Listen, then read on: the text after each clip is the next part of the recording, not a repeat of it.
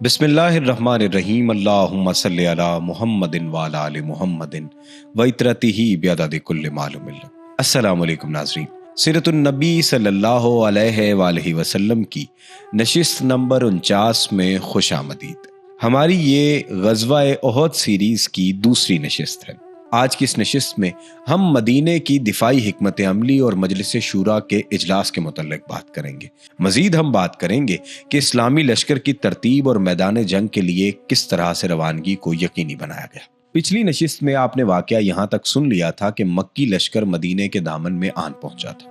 मदीने के ज़राए इत्तलात मक्की लश्कर की एक खबर मदीना पहुंचा रहे थे, हत्ता कि इसके पड़ाव के बाबत आखिरी खबर भी पहुंचा दी। उस वक्त रसूलुल्लाह सल्लल्लाहु अलैहि वसल्लम ने फौजी हाई कमान की मजलिस शूरा मुनक्किद फरमाई, जिसमें मुनासिब हिकमत अमली इख्तियार करने के लिए सलाह मशवरा करना था। आपने उन्हें अपना देखा हुआ एक ख्वाब बतलाया। आपने बतलाया कि वल्लाही मैंने एक भली चीज देखी है।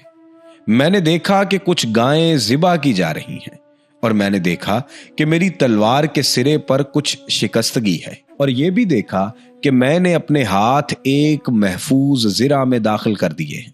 आपने गाय की ये ताबीर बतलाई कि कुछ सहाबा कत्ल किए जाएंगे। तलवार में शिकस्तगी की ये ताबीर बतलाई कि आपके घर का कोई आदमी शहीद होगा, और महफूज ज़िरा की ताबीर ये बतलाई कि इससे मुराद शहर मदीना है। आप सल्लल्लाहु अलैहि वसल्लम ने सहाबा कराम के सामने दिफाई हिकमत अमली के मुतल्लिक अपनी राय पेश की कि मदीने से बाहर ना निकलें, बल्कि शहर के अंदर ही कला बंद हो जाए। अब अगर मुशरिकीन अपने कैंप में मुकीम रहते हैं तो बेमकसद और बुरा कयाम होगा, और अगर मदीने में दाखिल होते हैं तो मुसलमान गली कूचे के नाकों से उनसे जंग करेंगे और औरतें छतों के ऊपर से उन पर खशतबारी करेंगी। यही सही राय थी, और इसी राय से अब्दुल्ला बिन उबई रास अल मुनाफिकीन ने भी इत्तफाक किया, जो इस मजलिस में हजरज के एक सरकर्दा नुमाइंदा की हैसियत से शरीक था। लेकिन उसके इत्तफाक की बुनियाद ये न थी कि जंगी नुक्ता नज़र से यही सही मौक़िफ़ था, बल्कि उसका मकसद ये था कि वो जंग से दूर भी रहे और किसी को इसका एहसास भी ना हो। लेकिन अल्लाह को कुछ और ही मंजूर था। उसने चाहा कि यह शख्स अपने रुफ़का समेत पहली बार सरेआम रुसवा हो जाए और उनके कुफ्र नफाक पर जो पर्दा पड़ा हुआ है वो हट जाए, और मुसलमानों को अपने मुश्किल तरीन वक्त में मालूम हो जाए कि उनकी आस्तीन में कितने सांप रेंग रहे हैं। चुनांचे फजलाए सहाबा की एक जमात ने, जो बदर में शिरकत से रह गई थी, बढ़कर नबी सल्लल्लाहु अलैहि वसल्लम को मशवरा दिया कि मैदान में तशरीफ ले चलें, और उन्होंने अपनी इस राय पर सख्त इसरार किया। हत्ता के बाद सहाबा ने कहा, ऐ अल्लाह के रसूल सल्लल्लाहु अलैहि वसल्लम, हम तो इस दिन की तमन्ना किया करते थे और अल्लाह से इसकी दुआ मांगा करते थे। अब अल्लाह ने ये मौका फराहम कर दिया है और मैदान में निकलने का वक्त आ गया है, तो फिर आप दुश्मन के मद्दे मुकाबिल ही तशरीफ ले चलें। वो ये ना समझें कि हम डर गए हैं। इन गर्म जोश हजरात में खुद रसूलुल्लाह सल्लल्लाहु अलैहि वसल्लम के चचा हजरत हमजा बिन अब्दुल मुत्तलिब रजी अल्लाह तआला अन्हु सरे फहरिस्त थे, जो मारका बदर में अपनी तलवार का जौहर दिखला चुके थे। उन्होंने नबी सल्लल्लाहु अलैहि वसल्लम से अर्ज किया कि उस जात की कसम जिसने आप पर किताब नाजिल की, मैं कोई ग़िज़ा न चखूंगा यहां तक कि मदीने से बाहर अपनी तलवार के जरिए उनसे दो दो हाथ कर लूं। रसूलुल्लाह सल्लल्लाहु अलैहि वसल्लम ने अक्सरियत के इसरार के सामने अपनी राय तर्क कर दी, और आखिरी फैसला यही हुआ कि मदीने से बाहर निकलकर खुले मैदान में मारकाराई की जाएगी। इस्लामी लश्कर की तरतीब और मैदान जंग के लिए रवानगी के हवाले से रसूलुल्लाह सल्लल्लाहु अलैहि वसल्लम ने जुमा की नमाज पढ़ाई तो वाज़ो नसीहत की, जिद्दोजहद की तरगीब दी, और बतलाया कि सब्र और साबित कदमी ही से गलबा हासिल हो सकता है। साथ ही हुक्म दिया कि दुश्मन से मुकाबले के लिए तैयार हो जाएं। ये सुनकर लोगों में खुशी की लहर दौड़ गई। आप अंदाजा करें कि लोग खौफजदा ना हुए, बल्कि उनमें खुशी की लहर दौड़ गई। इसके बाद जब आपने असर की नमाज पढ़ी तो उस वक्त तक लोग जमा हो चुके थे, अवाली के बाशिंदे भी आ चुके थे। नमाज के बाद आप अंदर तशरीफ ले गए। साथ में अबू बकर उमर रजी अल्लाह तआला अन्हुमा भी थे। उन्होंने आपके सर पर इमामा बांधा और लिबास पहनाया। आपने नीचे ऊपर 2 ज़िरहें पहनी, तलवार हिमायल की और हथियार से आरास्ता होकर लोगों के सामने तशरीफ लाए। लोग आपकी आमद के मुंतजिर तो थे ही, लेकिन इस दौरान हजरत साद बिन मुआज اور اسید بن حضیر رضی اللہ تعالیٰ عنہما نے لوگوں سے کہا کہ آپ لوگوں نے رسول اللہ کو میدان میں نکلنے پر زبردستی آمادہ کیا ہے، لہٰذا معاملہ آپ ہی کے حوالے کر دیجئے۔ یہ سن کر سب لوگوں نے ندامت محسوس کی، اور جب آپ باہر تشریف لائے تو آپ سے عرض کیا کہ اے اللہ کے رسول صلی اللہ علیہ وسلم، ہمیں آپ کی مخالفت نہیں کرنی چاہیے تھی، آپ کو جو پسند ہو وہی کیجئے، اگر آپ کو یہ پسند ہے کہ مدینے میں رہیں تو آپ ایسا ہی کیجئے۔ رسول اللہ صلی اللہ علیہ وآلہ وسلم نے فرمایا کوئی نبی جب اپنا ہتھیار پہن لے تو مناسب نہیں کہ اسے اتارے، تان کہ اللہ اس کے درمیان اور اس کے دشمن کے درمیان فیصلہ فرما دے۔ اس کے بعد نبی صلی اللہ علیہ وآلہ وسلم نے لشکر کو 3 حصوں میں تقسیم فرما دیا۔ نمبر 1، مہاجرین کا دستہ، اس کا پرچم حضرت مصعب بن عمیر رضی اللہ تعالیٰ عنہ کو عطا کیا۔ قبیلہ اوس، انصار کا دستہ، اس کا علم حضرت اسید بن حضیر رضی اللہ تعالیٰ عنہ کو عطا فرمایا۔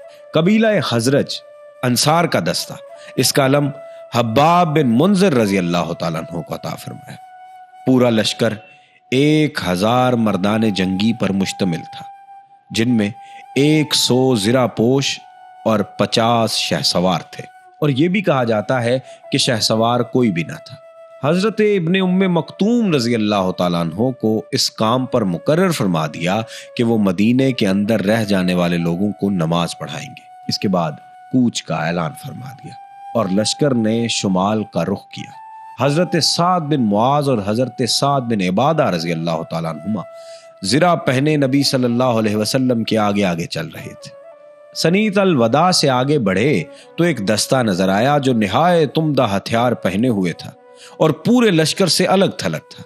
آپ نے دریافت کیا تو بتلایا گیا کہ حضرت کے خلیف یہود ہیں جو مشرکین کے خلاف شریک جنگ ہونا چاہتے ہیں۔ آپ نے دریافت فرمایا کیا یہ مسلمان ہو چکے ہیں؟ لوگوں نے کہا نہیں۔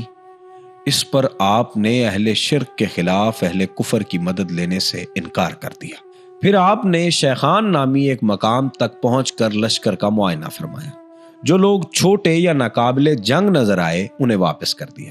ان کے نام یہ ہیں: حضرت عبداللہ بن عمر، اسامہ بن زید، اسید بن زہیر، زید بن ثابت، زید بن ارقم، عرابہ بن اوس، عمرو بن حزم، ابو سعید حضری، زید بن حارث انصاری اور سعد بن حبا رضی اللہ تعالیٰ عنہ۔ اسی فہرست میں حضرت براء بن عازب رضی اللہ تعالیٰ عنہ کا نام بھی ذکر کیا جاتا ہے، لیکن صحیح بخاری میں ان کو جو روایت مذکور ہے اس سے واضح ہوتا ہے کہ وہ احد کے موقع پر لڑائی میں شریک تھے۔ البتہ صغر سنی کے باوجود حضرت رافع بن حدیج اور سمرہ بن جندب رضی اللہ تعالیٰ عنہما کو جنگ میں شرکت کی اجازت مل گئی۔ تو حضرت سمرہ بن جندب رضی اللہ تعالیٰ عنہ نے کہا میں تو رافع سے زیادہ طاقتور ہوں، میں اسے بچھاڑ سکتا ہوں۔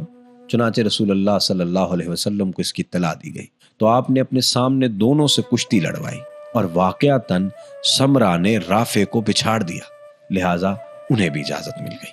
اسی موقع پر شام ہو چکی تھی، لہٰذا آپ نے یہیں مغرب اور پھر عشاء کی نماز پڑھی اور یہیں رات بھی گزارنے کا فیصلہ کیا۔ پہرے کے لیے 50 صحابہ منتخب فرمائے جو کیمپ کے گرد و پیش گشت لگاتے رہتے تھے۔ ان کے قائد محمد بن مسلمہ انصاری رضی اللہ تعالیٰ عنہ تھے۔ یہ وہی بزرگ ہیں جنہوں نے کعب بن اشرف کو ٹھکانے لگانے والی جماعت کی قیادت فرمائی تھی۔ ذکوان بن عبداللہ بن قیس خاصی نبی صلی اللہ علیہ وآلہ وسلم کے پاس پہرا دے رہے تھے۔ طلوع فجر سے کچھ پہلے آپ پھر چل پڑے اور مقام شوت پہنچ کر فجر کی نماز پڑھائی۔ اب آپ دشمن کے بالکل قریب تھے اور دونوں ایک دوسرے کو دیکھ رہے تھے۔ یہیں پہنچ کر عبداللہ بن ابی منافق نے بغاوت کر دی اور کوئی 1/3 لشکر یعنی 300 افراد کو لے کر یہ کہتا ہوا واپس چلا گیا کہ ہم نہیں سمجھتے کہ کیوں خواہ مخواہ اپنی جان دے دے۔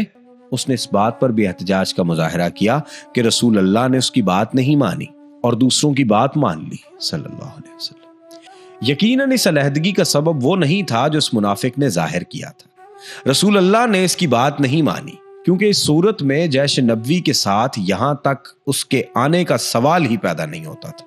اسے لشکر کی روانگی کے پہلے ہی قدم پر الگ ہو جانا چاہیے تھا۔ اس لیے حقیقت وہ نہیں ہے جو اس نے ظاہر کی تھی، بلکہ حقیقت یہ تھی کہ وہ اس نازک موڑ پر الگ ہو کر اسلامی لشکر میں ایسے وقت اضطراب اور کھلبلی مچانا چاہتا تھا جب دشمن اس کی ایک ایک نقل و حرکت دیکھ رہا ہو، تاکہ ایک طرف تو عام فوجی نبی صلی اللہ علیہ وسلم کا ساتھ چھوڑ دیں اور جو باقی رہ جائیں ان کے حوصلے ٹوٹ جائیں، اور دوسری طرف اس منظر کو دیکھ کر دشمن کی ہمت بندھے اور ان کے حوصلے بلند ہوں۔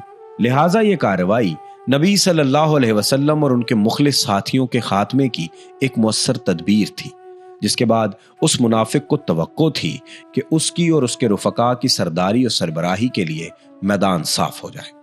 قریب تھا کہ یہ منافق اپنے بغض مقاصد کی برابری میں کامیاب ہو جاتا، کیونکہ مزید دو جماعتوں یعنی قبیلہ اوس سے بنو حارثہ اور قبیلہ حزرج سے بنو سلمہ کے قدم بھی اکھڑ چکے تھے اور وہ واپسی کا سوچ رہے تھے، لیکن اللہ تعالیٰ نے ان کی دستگیری کی اور یہ دونوں جماعتیں اضطراب اور ارادہ واپسی کے بعد جم گئیں۔